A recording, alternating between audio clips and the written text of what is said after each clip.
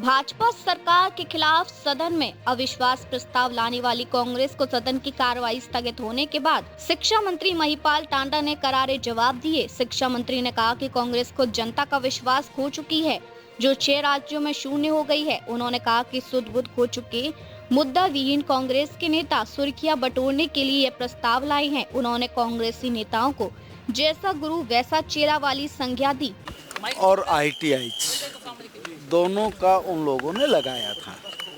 दोनों के बारे में स्थिति से अवगत करा दिया गया कि किसी तरह की कोई कमी नहीं है और जहां ITI में 28% टीचर्स की कमी थी उसकी भर्ती प्रक्रिया शुरू कर दी गई है।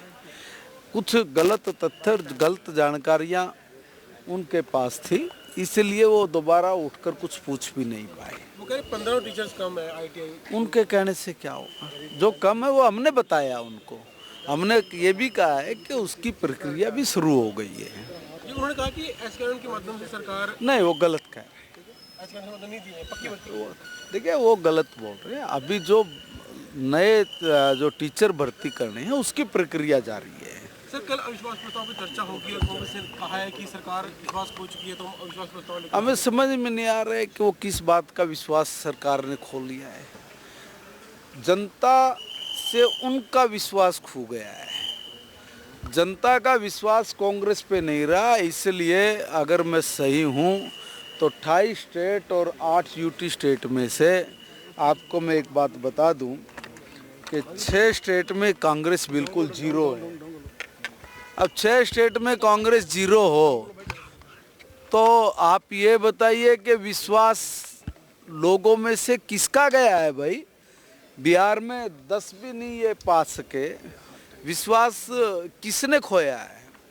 इनके नेता पानी तक में मछली पकड़ने लग गए और हाथ कुछ भी नहीं आया, खाली हाथ निकल के आया। चोरी का इल्जाम भी लगा। देखिए इस वोट चोरी ने बिहार में इनको धो के पटका है। धो के इसलिए पटका कि वहाँ पे एक नौजवान, मैं गांव में था बिहार में, तारापुर विधानसभा में, तो वहाँ पर तारापुर में एक नौजवान खड़ा हुआ। उन्होंने कहा डांडा साहब इस कांग्रेस को मजा चखाएंगे, हमें गाली दे रहे हैं। हमने कहा भाई आपको क्या गाली दी है। कहा ये कह रहे कि वोट चोर गद्दी छोड़, कि वोट हमारा है, गद्दी पे मोदी जी को हम लोगों ने बिठाया है, इसलिए कांग्रेस हमें गाली दे रही है, वोट चोर गद्दी छोड़। और इसको इनको धो के धोबी की पछाड़ की तरह पटकेंगे और पटका और 6 तक उनको कांग्रेस को सिमटा दिया। इनको ये नहीं पता कि आपने मुद्दा क्या उठाना है, लोगों के बीच में आपका मैसेज क्या जाता है। जैसा गुरु वैसे चेले, तू डाल मैं पात, इनका वही हाल है। और इसलिए इनको जो स्क्रिप्ट ऊपर से लिख के आ जाती है ये वही पढ़ने लग जाते हैं, तोता रटन वही काम करते हैं। सर, ये अविश्वास प्रस्ताव क्यों लेकर आ रहे हैं? ये तो ये बताएं क्यों लेके आ रहे हैं। इनका मकसद तो यही बताएंगे कल के वे, हमारा मकसद ये है। हुड्डा साहब कह रहे हैं कि विश्वास खो चुकी है सरकार। कौन सा विश्वास खो चुकी, लोग तो धड़ाधड़ कर कह रहे। कल परसों भी आसी में मुख्यमंत्री जी थे, हम भी सारा दिन लोगों के बीच में रहे हैं।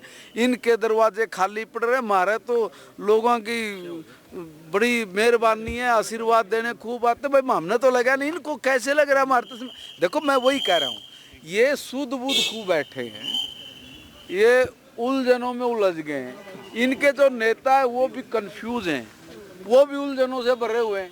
उनको ये नहीं पता है कि हमें कब क्या बोलना है, क्या कहना है।